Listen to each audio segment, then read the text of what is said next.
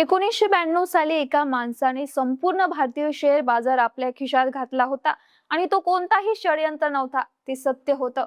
आज 2026 मध्ये तुम्ही मोबाईलवर एका क्लिक मध्ये शेअर्स खरेदी करता, पण एक काळ असा होता जेव्हा फक्त एका पळवाटेमुळे देशाची संपूर्ण बँकिंग व्यवस्था हादरली होती. ही गोष्ट आहे हर्षद मेहता नावाच्या एका दलालाची, ज्याने बँकाच्या नियमांमध्ये एक अशी फट शोधली आणि त्या फटीतून हजारो कोटी रुपये शेअर बाजारात ओतले. प्रश्न असा आहे की जर हाच खेळ आज 2026 मध्ये कोणी खेळायचा प्रयत्न केला तर तो यशस्वी होईल का? उत्तर जाणून घेण्याआधी समजून घेऊया की हे सगळं घडलं तरी कसं. Harshad Mehta, the big bull, single-handedly starting the bull market by deploying thousands of crores. 1992 security scam was masterminded by big bull Harshad Mehta. ये घोटाला करीब 4,000 करोड़ रुपए का था. If a human name is to be given to this scam, it is not a Harshad Mehta scam. It is a PV Narasimhav scam.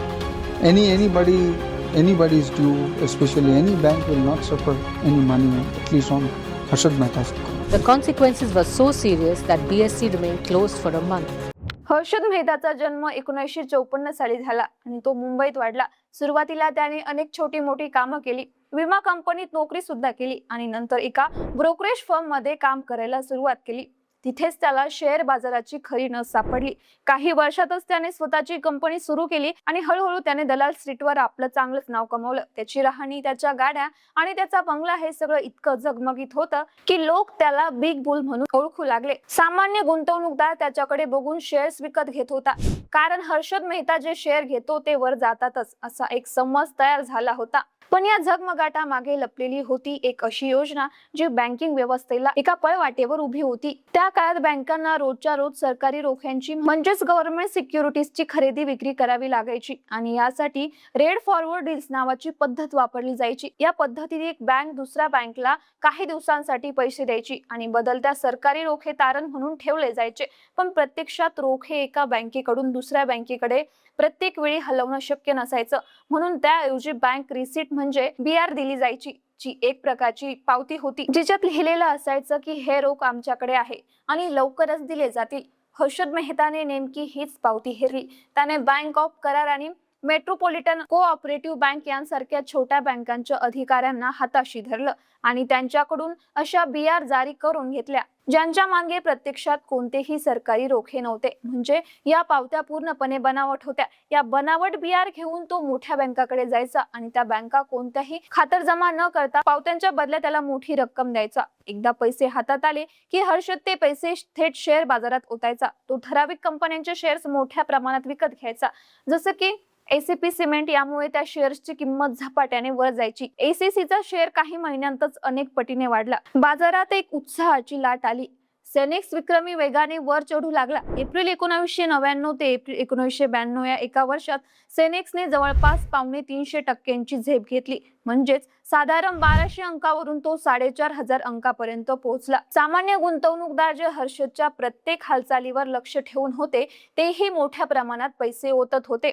पण या सगळ्या तेजी मागे खरं कारण बाजाराची ताकद नव्हती, तर बँकांमधून बेकायदेशीरपणे वळवलेला पैसा होता.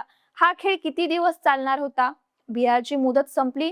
हर्षदला पुन्हा नवीन BR काढून जुनं कर्ज फेडावं लागायचं आणि हे सगळं सतत सुरू ठेवावं लागायचं. एका अर्थी तो एका पत्त्यांच्या बंगल्यावर उभा होता जो कधीही कोसळू शकत होता आणि तो क्षण आला.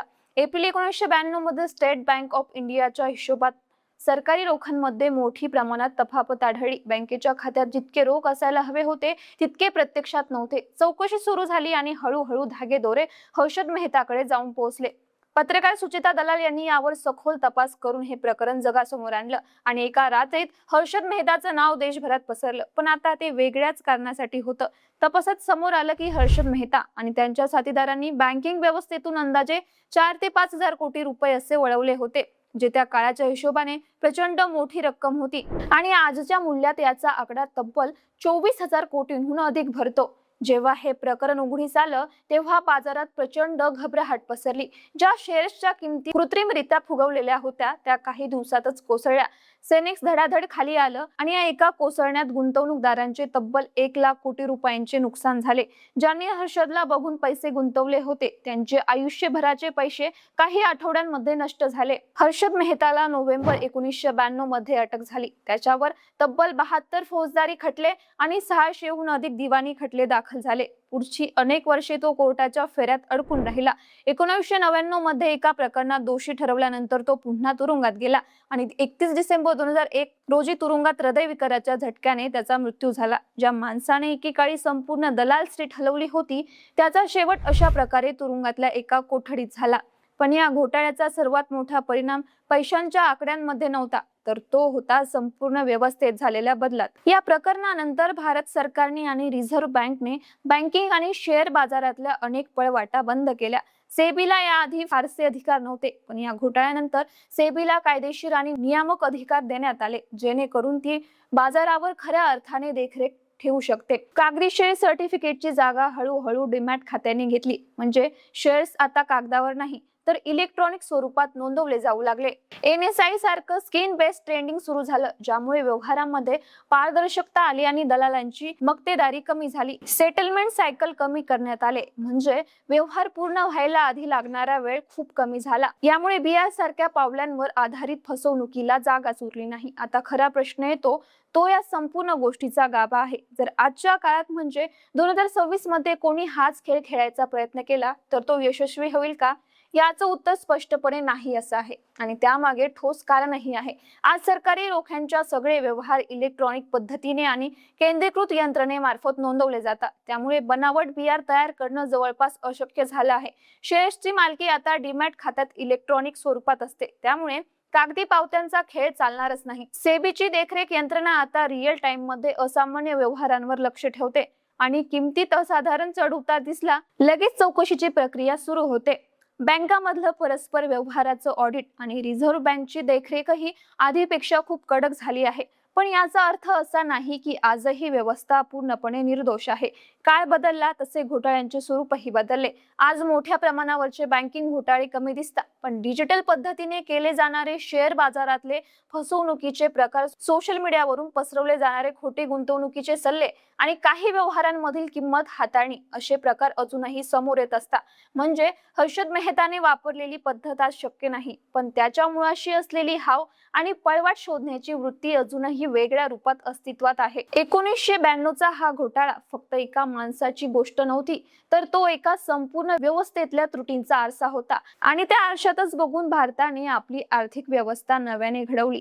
तुम्हाला काय वाटतं? आजच्या डिजिटल युगात असा एखादा मोठा घोटाळा पुन्हा घडू शकतो का? खाली कमेंट मध्ये नक्की सांगा.